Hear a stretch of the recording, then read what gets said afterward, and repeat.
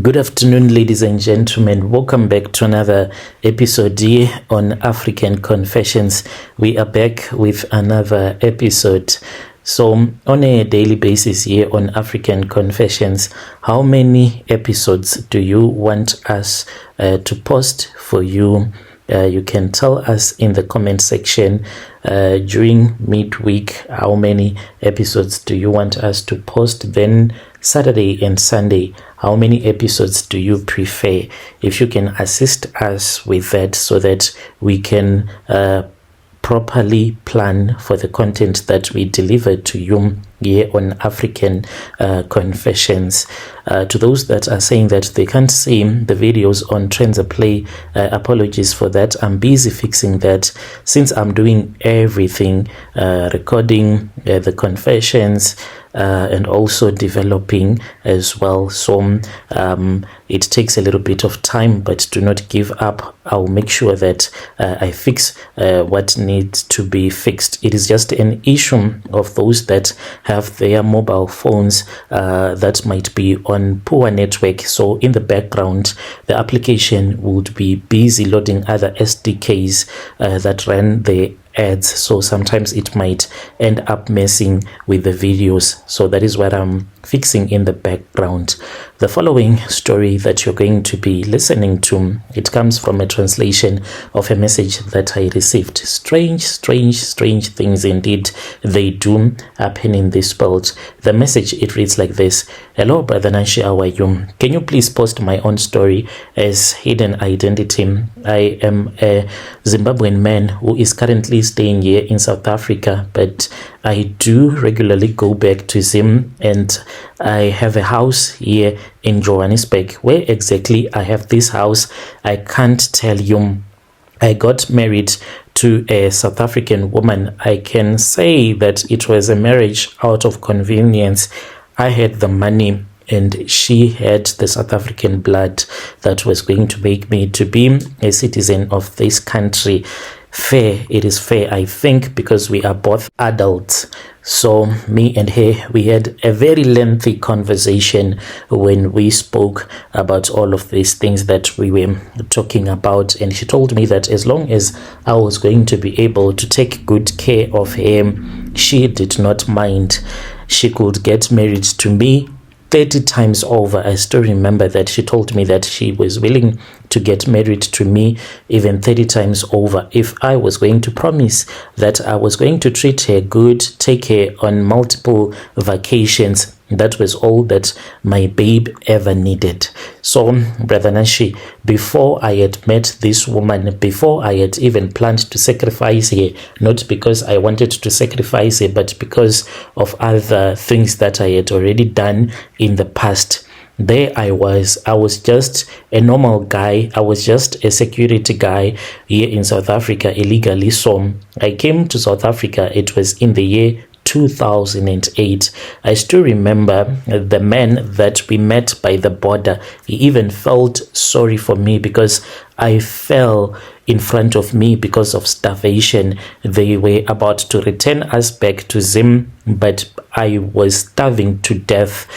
In my family, like, life was just difficult. We did not have anything, especially in our village. The rains did not come that year, and people were surviving just by eating the fruits, wild fruits, and there even came a time where we would fight with the donkeys. A donkey starving to death will become as stubborn as it can be. It will come and it will try to push you, to chase you away from the only tree that was left in the forest in our village, the only tree that still had fruits, a little bit of fruits. And it was very difficult. I then said, let me go to South Africa. And then when I came to South Africa, unfortunately we got caught and we were going to be taken back to Zim. When I was thinking about the journey that I had taken, because I did not have enough money, I literally had to walk from Masvingo. I did not walk all the way from Masvingo to Bait Bridge, but the majority of the journey I was walking, what I used to do is that I would get into someone's car and then I'll just be in there, and when other people would be paying, I'll just remain quiet until that person would have confronted me and asked me, why is it that I am not paying? And then the person would discover that I did not have any money and he will kick me out of the car. I would walk maybe for 30 k's. All the while, I'll be busy trying to hitchhike another car, and eventually I arrived in Musina. You know, when someone is hungry, even if they tell you that there are lions in that forest, but then they tell you that at the edge of the forest there is food, when you are starving to death, I tell you, Brother Nashi, you will cross that jungle because your mind will be thinking about survival. That is what happened at that time. I had no money when I came to South Africa. It was all about survival. I had witnessed this other old man that had passed away. Anyone that stays in a country where there is no health care or any kind of social services for the elderly, you should always think about what your future holds for you, because when you get old and then in your country there is no social services, then it is like a death sentence on its own. We watched this other old man, all of his children, they had left for Mozambique, and we did not know if they had successfully reached Mozambique or if they had died along the way, because some of the people that they had gone with to Mozambique, they had returned back to our village. When we saw that man die after starving to death, even I knew that I had to leave the village. I finally left the village. And when I left the village, I then came to South Africa. In Beitbridge, I met this other guy who became like a good friend of mine. So when we were in Beitbridge, we started to talk. We were just staying by the taxi rank, and we used to wait for other people. We would wait for those people to finish eating the food that other people would have finished eating.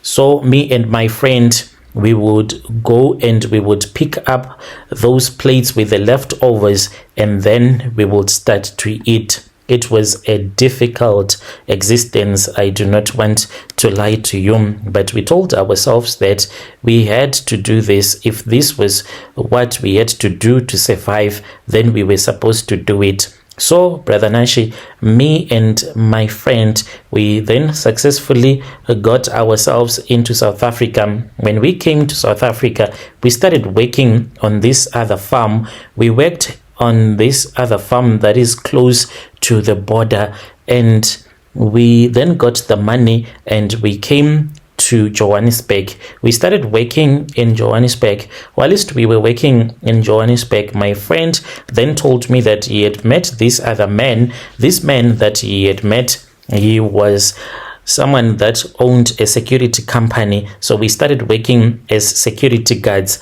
Whilst we were working as security guards, my friend then got the opportunity. There were some deals that they did. I really do not know what kind of deals that they did, but he made so much money and he went to Zim, and that was the last that I had of him until I bumped into him when he was driving a very beautiful car in Joburg, and he was a big boy now. And at that time, I was just struggling in life. I was trying to make a living out of the small salary that I was making as a security guard, because we were not getting paid the same amount that the other South Africans were getting paid. So the company had two structures. If you were a Zimbabwean, they'll make you to go to look after those other places where they knew that not a lot of people would go to those places, and those that were dangerous. And if you were a South African, they will make you to be a security at the clinics, at the supermarkets. So those were the people that were getting paid more than the way that we were getting paid. So my brother, whilst I was working as a security guard, I kept on asking myself, why is it that my life was so challenging and difficult in a way that was so painful like that?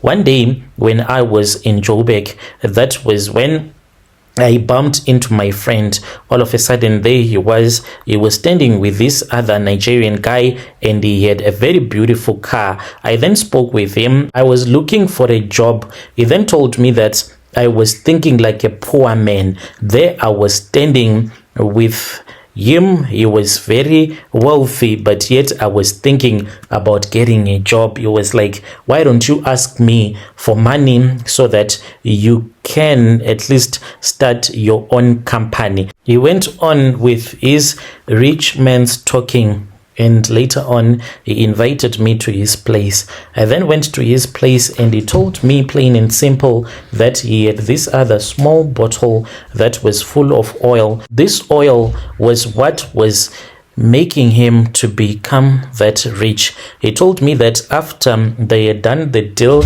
that they did, he had returned back to Zim, and unfortunately he used all of that money in other things, and he went broke. And when he saw that he had gone broke, he took the last car that he owned and he sold it off, and he went to this other traditional healer, Sekuru Banda, not the one that you know, but he was from Malawi. When he went to Sekuru Banda, that was when he was given some charms, and he was given that lucky charm oil, and he was told that this was what was going to make him to become rich, and he was satisfied and happy about it. And I asked him why he was telling me all of this, and he said that I have to tell you because you are my man.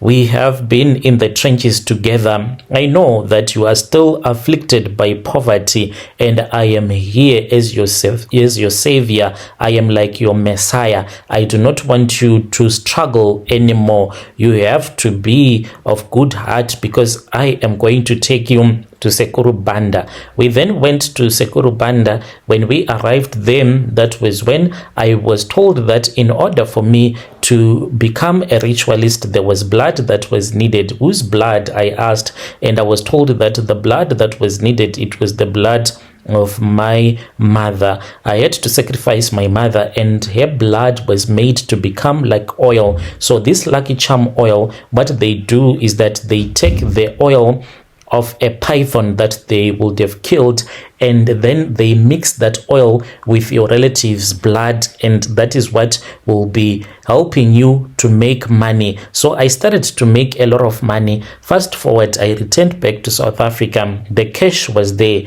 but the papers were not there. That was when I met up with this girl. I sat with her down in a nice proper way, and I said, girl, you want money from me, right? And she was like, yeah, I want a man that can take care of me. And I was like, money I can give you, but you need to give me something in return. I want you to marry me. She was like, okay, no problem, as long as you are going to promise me that you will take care of my parents. I'm still doing that to this very day. I'd take care of her brother, her daughter that she left behind, as well as her mom and dad, even though they are separated.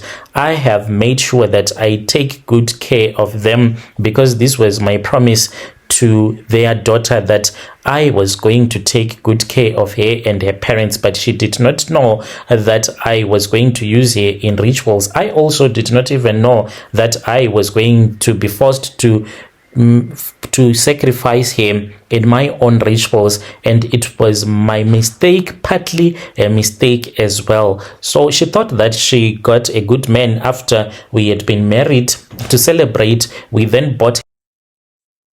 She told me that she just wanted us to start going to church. You know, she was feeling wonderful. New husband, new house, new vehicle, life is good. So then that was when me and her started going to this other church. When we started going to that South African church, you know, those South African Pentecostal churches where everything is just cool, they praise the Lord, they sing loud, they wear nice clothes, and it is all about showing off that I drive the latest car. Today I was wearing this suit that is worth 10k. My wife's purse is worth 20k. You know, those type of South African churches. That was the type of a church that she was going to. So me and her, we started going to that church. When we were going to that church, Brother Nanshi, I fell in love with this other woman.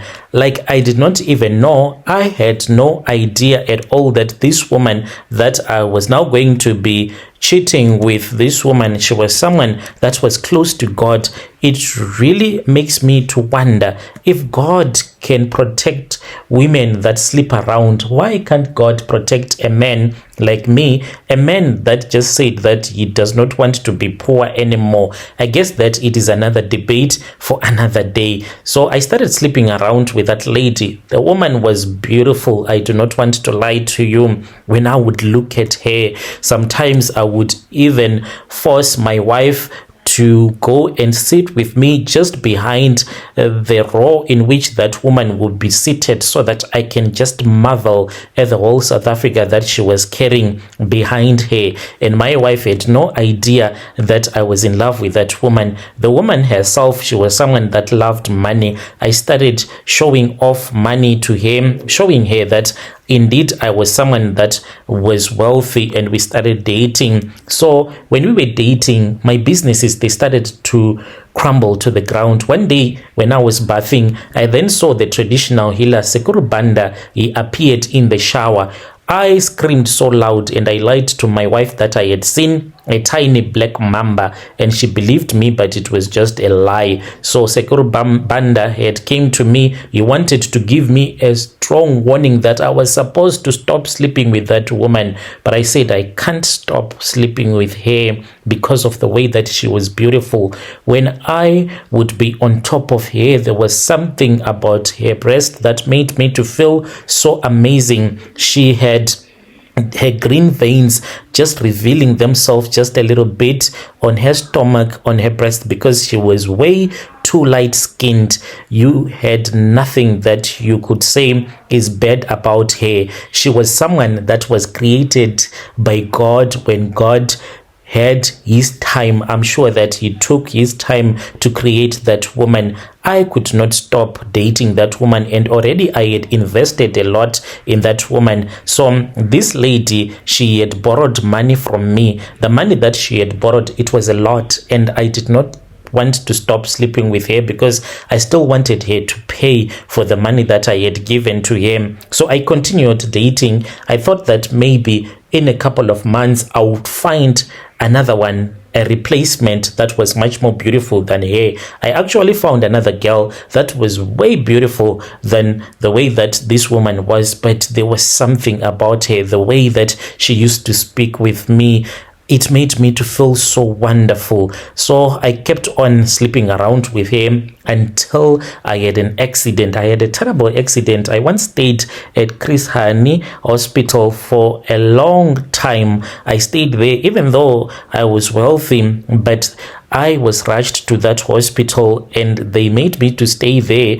This was a financial decision that we took because being in a private hospital, staying for about 4 months in hospital, it is going to cost you more than $1 million. So I had to use the public hospital even though I was way rich. We were even paying the doctors and the nurses so that they can act as if they were our private servants, and they treated us so well, really well, when we were there. So Brother Nashi, I hurt my legs too bad.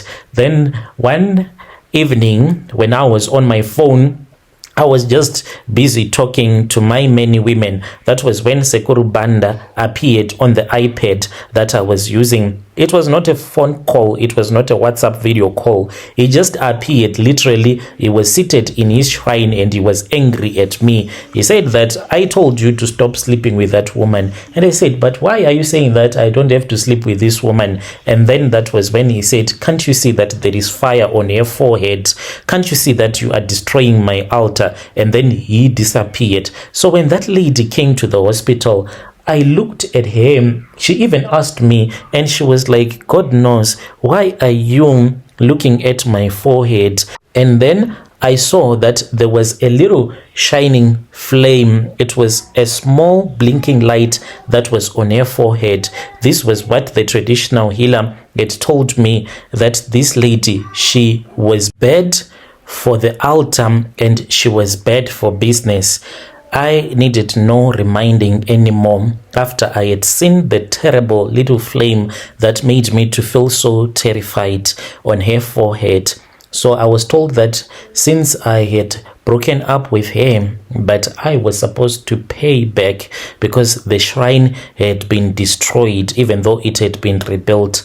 I then took a trip back home. All this while, my wife had no idea. I made her to go on a vacation. This was done when I had returned back. So when I went to Zim, I went to the traditional healer and I apologized. We had to slaughter a bull and I was supposed to drink the blood of that bull.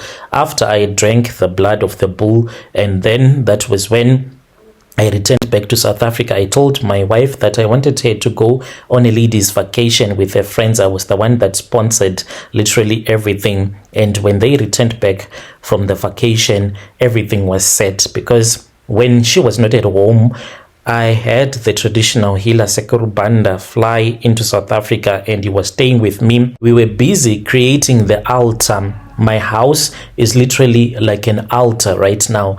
When my wife returned back, she did not even know that she was now walking into hell, and hell was waiting to collect her soul. There were many demons. By the time that she returned back, the portal had been closed. There were about 40 demons that we had in our house. My wife, she died in the most painful, cruel way. The demons twisted her body until she passed away. And none of the nurses that were with us at the time when she passed away saw anything, but I could see everything that was happening. You should be afraid of hospitals, especially if you are a nurse and you are far from God. You should be someone that will start to look for the Lord with all of your heart and soul, because the spirit of death literally stays in the hospital. Have you ever seen why when someone goes to the hospital, they know that they are going to die? Have you ever witnessed some other people that fight because they do not want to be taken to the hospital, because they are spiritual eyes at the time of your death? When you are about to die, maybe 3 days or a couple of days before you die, this happens to everyone. Your eyes will open up because your spirit man would be leaving. It is preparing to leave your body. Therefore, everything that is not of this world will start to be revealed to you. The curtain will start to open up and you start to see things that are not of this world. Usually when someone is about to die, they can just tell you something funny, and after they would have died, you'll start to remember, but this person once told me that there is something that might happen to them. How come do they know? It is because when your spirit man is packing up about to leave this flesh, the house in which it will be residing in for a temporary time, it will know that it is time for it to return back home. So my wife, she knew when she was in the hospital that she was about to die. My wife, she was unable to talk. She would just look at me, and I knew that she knew that I was the one that was sacrificing her, but she was unable to communicate to any of her relatives. She passed away in a very cruel way. I was even shocked at the way that a human body can be twisted in the most terrifying and horrific way. Soon after that, the night when my wife was buried, I had to look for a mad woman that I slept with. I went into town and I picked one mad woman and I returned with her back home, because these demons, they could not stay in my house forever. They had to have a body in which they could possess that body. That was why I had to find a mad woman. So I went into town and I picked up this other mad woman and I slept with her. When I was sleeping with that woman, as dirty as she was, I saw demons that came out of my mouth when I was kissing her, and then those demons, they entered into her body. these were the rituals that I performed to this very day. Right now, I'm sitting all alone in my house, but regularly I do have women that I do bring into my home, but they do not even know that my home is nothing but an altar on its own. I just want to warn women to always question when you are dating a man that has money. Try to investigate and to see where the money is coming from. If the men that you are dating say to you, let us do this, do not just simply agree. When my wife returned back from the vacation, even though she was someone that was prayerful, you know how we managed to sacrifice my wife? Something that was so simple. We invited a sangoma into our house just before I had signed off this other fake contract business deal that I told her that we needed the help of a sangoma. She even said, how about we go to church? But I knew that this was a trap, because the moment that you start to invoke the spirits of the dead, then they bring with them other spirits that you won't be able to control, and they leave a spiritual door open. So that spiritual door that was left open, that is how we managed to sacrifice my wife. Dear listeners, right there was a message that was sent to me by one of our dear brother. Strange things indeed, they do happen in this world. Let us try to speak with our brother in the comment section. Yo.